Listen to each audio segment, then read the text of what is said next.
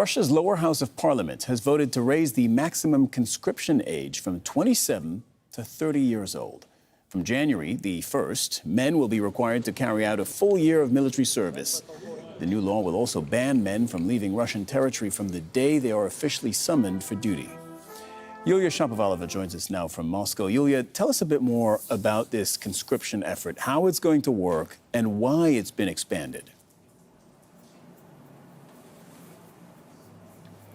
Yes, indeed. The maximum age for men to be conscripted has been raised from 27 to 30 years. It means that starting from next year, the draft age in Russia will be from 18 to 30 years. So all men who have the Russian citizenship have to spend 1 year in the Russian army within that new age range. Previously, they were called out for compulsory military service from 18 to 27 years, meaning that the upper age limit is increased from the current 27 to 30 years. So initially, it all started when the Russian Defense Ministry proposed changing the draft age last year. They were planning to raise the minimum age as well from 18 to 21 years and the maximum one from 27 to 30 years. So now we see that the minimum age for the army remains the same, 18 years, not 21 as they promised. So people feel like they have been cheated, and we're waiting for more reactions to come. And also the State Duma increased today the fines for conscripts if they don't turn out when they are summoned. Plus, they adopted amendments to ban conscripts from leaving Russia from the day the summons was sent to their work or university. So next step, the document should be approved by the Federation Council, then signed by President Vladimir Putin.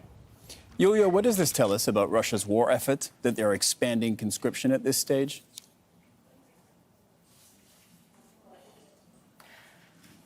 Well, it's quite obvious that the Russian armed forces don't have enough people. Russia is now waging its special military operation in Ukraine, and no one knows how long for and when it's going to end. Reportedly, the latest spring draft was not quite easy, as many young people in the current conditions wanted to stay as far away from the army as possible. So according to some researchers, expanding the age of conscription will increase the number of conscripts next year from nearly 7 to more than 9 million people. And it seems like that won't be enough either, because there were reports that in some Russian cities there were advertisements in the Uzbek language in the public transport inviting migrants to sign a contract with the Russian army too. Yulia Shapovalova reporting from Moscow. Thank you, Yulia. The Russian Navy says that it has repelled a Ukrainian drone attack from the sea. The Kremlin says the attempted strike was on a patrol vessel in its Black Sea fleet. The Russian Defense Ministry said it happened while its vessel was monitoring shipping in the southwest part of the sea. The UK says it has information that Russia is planning to expand attacks in the Black Sea. Rob McBride is in Odessa with the latest.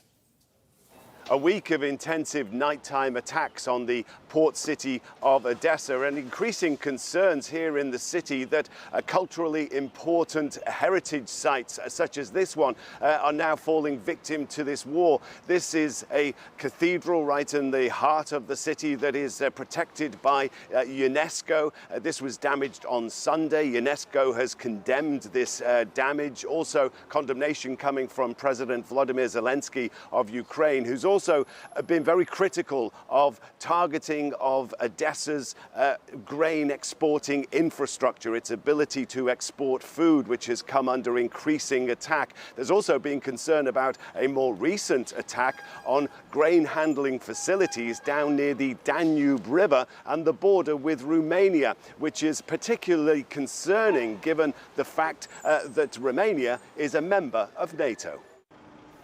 As a gateway to one of the few sea routes for grain shipments from Ukraine, this remote southwest corner is one of the country's most strategically important right now. We are invited by Nibulon, one of the largest grain exporters, to see its rapidly expanding facility. Like most other companies, it used to rely heavily on main Black Sea ports such as Odessa, heavily targeted recently by Russia in overnight missile attacks, which also cancelled the grain deal that had guaranteed limited exports. We never expected Russia could be a part of something that is supportive or like hopeful for Ukrainian business. We will keep our independence in taking of decisions and in control on our export chain in order to keep our advantages and be on a strong side. The advantage of these facilities is they feed directly into the waters of friendly neighbouring NATO countries. Grain is loaded onto vessels here and then sent down the Danube River, the border between Ukraine and Romania, and then out into the Black Sea. Except now the ships are in Romanian territorial water and safe from Russian attack. From less than 2% of Ukraine's total food exports before the war, there's been a more than tenfold increase down the Danube. Truck driver Vyacheslav never used to take this route, but is now one of thousands of drivers coming from all over the country.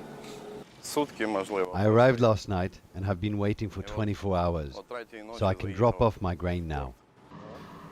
Just as Ukrainian soldiers have proved to be resourceful in adapting to this war, so its farmers and grain exporters have been equally adept.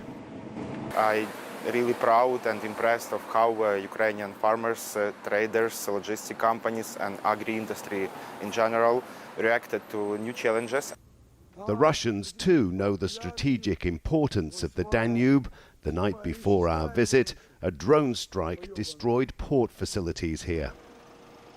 Come the next day, the trucks were already lining up again to offload their cargo. Rob McBride, Al Jazeera, Odessa region, Ukraine.